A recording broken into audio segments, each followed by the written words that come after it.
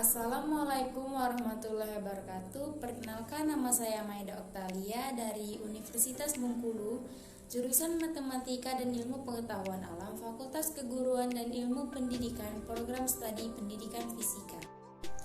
Baiklah, di sini saya akan membahas mengenai bimbingan konseling. Adapun materi yang akan saya bahas, yang pertama mengenai pelaksanaan BK di sekolah maupun di luar sekolah.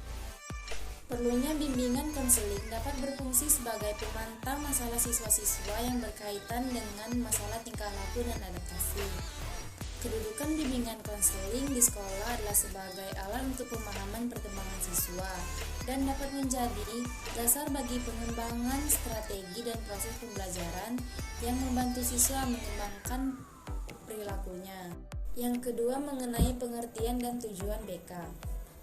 Pengertian BK yaitu usaha-usaha pemberian bantuan kepada individu oleh konselor agar individu mampu mengembangkan diri secara optimal serta mampu memecahkan masalah yang dihadapinya. Selanjutnya, tujuan BK yang pertama yaitu agar suatu upaya untuk membentuk kepribadian siswa secara optimal. Yang kedua, membantu siswa untuk mencapai tujuan perkembangan pada aspek pribadi, sosial, dan lain-lain.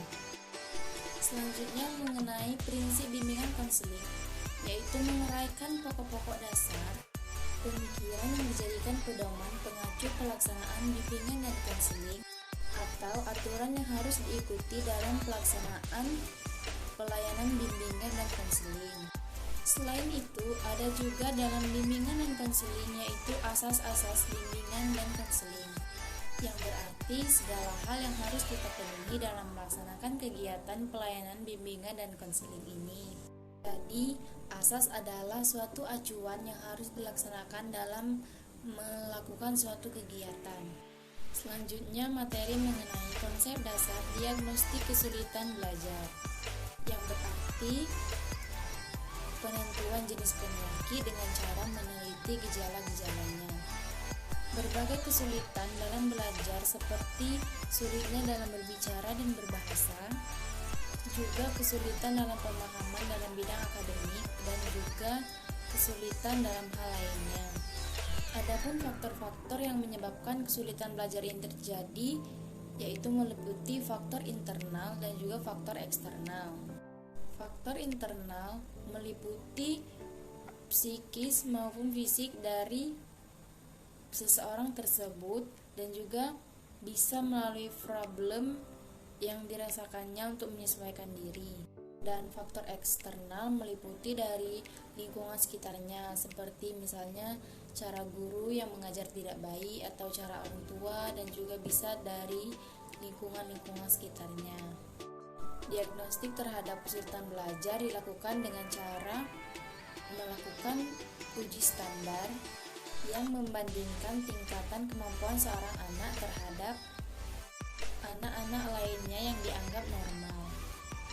Selanjutnya, pembelajaran berbasis bimbingan. Untuk mengetahui pembelajaran berbasis bimbingan, maka sebelum itu kita mesti ketahui mengapa perlunya pembelajaran berbasis bimbingan dan apa itu bimbingan. Hal yang menjadi alasan perlunya pelajaran bimbingan yaitu kemajuan ilmu pengetahuan alam dan teknologi. Nah, maka dari itu peserta didik membutuhkan bantuan dan bimbingan untuk mereka supaya menyesuaikan bakat dan minat mereka terhadap dunia kerja yang semakin berubah dan semakin meluas ini. Baik, itulah penjelasan saya mengenai bimbingan dan konseling. Semoga bisa bermanfaat bagi semua dan bisa dijadikan bahan pembelajaran.